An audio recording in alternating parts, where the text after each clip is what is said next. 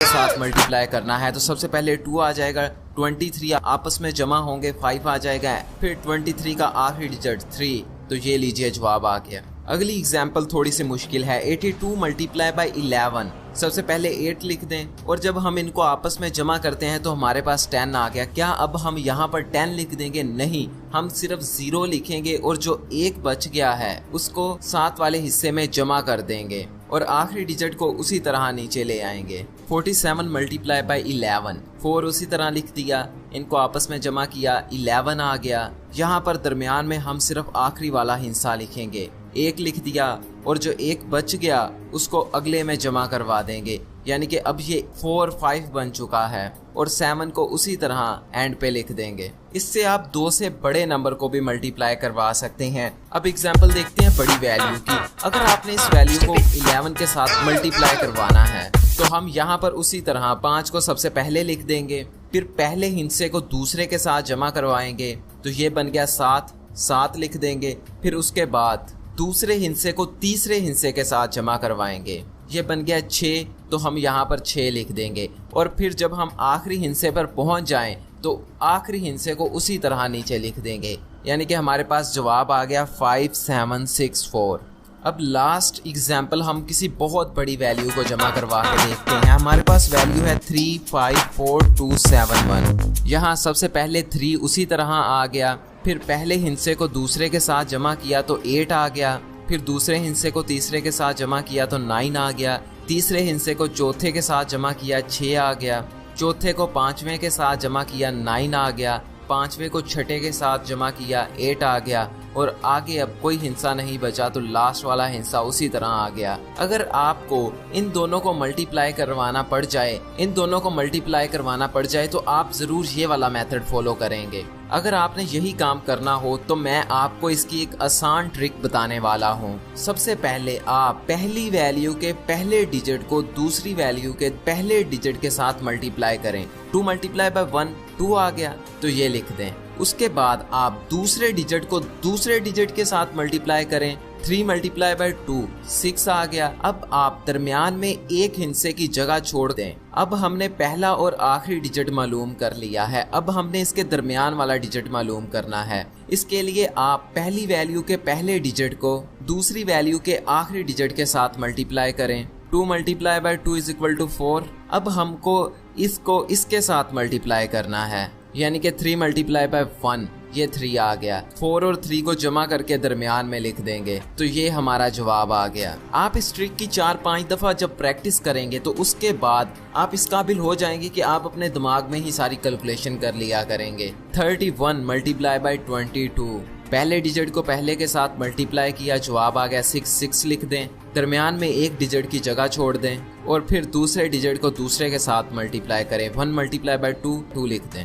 अब दरमियान वाले डिजिट के लिए आप इसको इसके साथ मल्टीप्लाई करवाएं और फिर इसको इसके साथ मल्टीप्लाई करवाएं और अब इन दोनों वैल्यू को जमा कर दें और दरमियान में लिख दें। अब मैं थोड़ा सा डिफिकल्ट क्वेश्चन आपके साथ शेयर करता हूँ। इसको जानने के बाद आप 2 डिजिट मल्टीप्लिकेशन अपने जहन में ही कर लिया करोगे। 23 मल्टीप्लाई बाय 24 करने में तो ये बहुत आसान है, लेकिन इसके अंदर सिर्फ एक ही नई चीज है। सबसे पहले उसी तरह पहले को पहले के साथ मल्टीप्लाई करवाया, 4 लिख दें। अब दूसरे को दूसरे के साथ मल्टीप्लाई कर दें, तो 3 multiply by 4 is equal to 12। तो क्या अब हम यहाँ पे एक डिजिट की जगह छोड़ के 12 लिख देंगे? नहीं, हम सिर्फ 2 लिखेंगे और जो 1 है उसको दरमियान वाले हिस्से में कैरी कर देंगे। अब दरमियान वाला डिजिट मालूम करने के लिए आप पहले को आखिरी के साथ मल्टीप्लाई करें, फिर दोनों दरमियान वालों को मल्टीप्लाई करें और इनको जमा कर दें। ये 14 बन गया और आप इस 14 में वो 1 को भी जमा कर दें। अब ये 15 बन गया। अब यहाँ पर भी हमने 2 डिजिट नहीं लिखने, सिर्फ 1 लिखना है।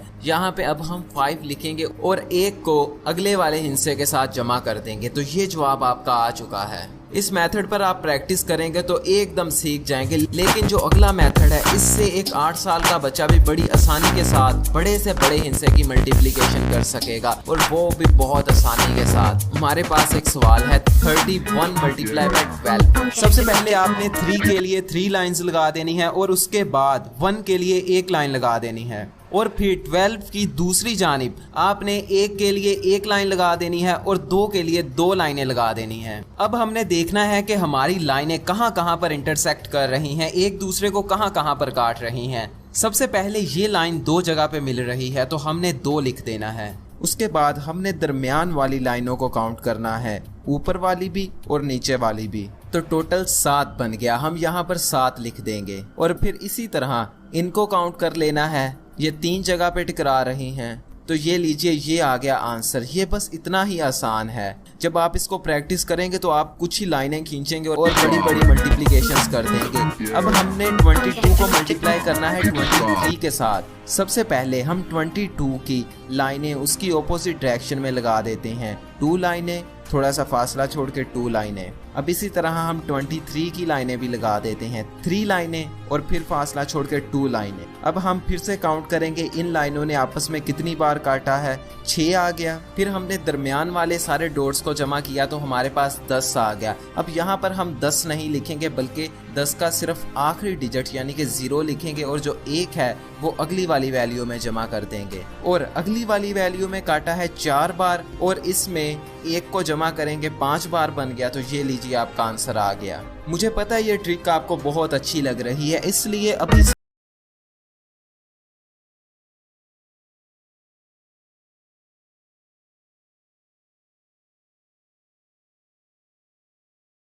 है 213 मल्टीप्लाई बाय 422। अब हम 213 को लाइनों की सूरत में ड्रा कर लेते हैं और फिर 422 को लाइनों की सूरत में ड्रा कर लेते हैं। सबसे पहले आपने इनको जमा किया, इनका जवाब 6 आ गया। अब 6 लिख दें। फिर दूसरे वाले डॉट्स को जमा करते हैं तो ये बन जाते हैं 8। फिर आप 8 लिख दें। फिर हम इनको जमा करते हैं तो ये बन जाते हैं 18। आप इसमें सिर्फ 8 लिखेंगे और जो 1 है उसको अगले वाले डॉट्स में जमा कर देंगे, और अगले वाले डॉट्स को जमा करने पे बन रहा है 8 और पिछले वाला 1 आ गया 9। तो यहाँ पर आप 9 लिख दें और अगले वाली लाइन का 8 बन गया, यहाँ पर 8 लिख दें। तो ये रहा आपका जवाब। ये बस इतना ही आसान है। आप हर जगह डॉट्स को काउंट करने की बजाय आप ये वाली लाइनों को गिन लो और ये वाली लाइनों को गिन लो और बाद में इन दोनों को आपस में मल्टीप्लाई करवा दो, तो जवाब बिल्कुल सेम आएगा। इससे आपका बहुत ज़्यादा टाइम बच जाएगा और आप चुटकियों में किसी भी सवाल को हल कर देंगे। ये तरीका सच में अच्छा है। आप अपने टीचर्स को ज़रूर बताइएगा और अपने दोस्तों के साथ ज़रूर शेयर कीजिएगा। अब मैं आपको बताने वाला हूँ कि हम 2 डिजिट स्क्वायर किस तरह मालूम करें। अगर आपने 35 का स्क्वायर मालूम करना है, यानी कि 35 मल्टीप्लाई बाय 35 कितने होते हैं, तो सबसे पहले आप 3 का स्क्वायर मालूम करें, यानी कि 3 multiply by 3 is equal to 9। और फिर आप 5 का स्क्वायर मालूम करें, यानी कि 5 multiply by 5 is equal to 25। तो आप 9 के साथ 25 लिख दें। इसके बाद एक छोटा सा स्टेप रह गया है। आप 3 और 5 को आपस में मल्टीप्लाई करें और फिर इनको 2 के साथ मल्टीप्लाई कर दें। 3 मल्टीप्लाई बाय 5, 15 मल्टीप्लाई बाय 2, 30। तो आप इस तरफ से एक डिजिट की जगह छोड़कर यहाँ पर 30 को लिख दें और इनको आपस में जमा कर दें। तो ये लीजिए आपका जवाब आ चुका है। अब हम देखते हैं 53 का स्क्वायर। 5 का स्क्वायर 25 आ गया, 3 का स्क्वायर 9 आ गया। हम यहाँ पर 3 का स्क्वायर 9 आ गया, हम यहाँ पर 9 नहीं लिखेंगे बल्कि 09 लिखेंगे। और बाद में 5 multiply by 3 is equal to 15, 15 multiply by 2 is equal to 13। यहाँ से एक हिस्सा छोड़ दें, यहाँ पे 30 लिख दें और अब इनको जमा करवा दें। तो ये लीजिए आपका जवाब आ चुका है। आप इतनी ही आसानी के साथ किसी भी नंबर का स्क्वायर मालूम कर सकते हैं और दूसरों को हैरान कर सकते हैं। मैं हमेशा इसी तरह की वीडियोस बनाता हूँ, लेट बनाता हूँ लेकिन अच्छे वाली बनाता हूँ, इसलिए आप मेरे चैनल को सब्सक्राइब भी कर लें। लेकिन सब्सक्राइब करने का कोई फायदा नहीं होगा अगर आप इस बेल को नहीं दबाते। अभी इस बेल को दबाइए और इस वीडियो को व्हाट्सएप पे, फेसबुक पे, हर जगह डाउनलोड करके किसी भी तरीके से जरूर शेयर कीजिएगा।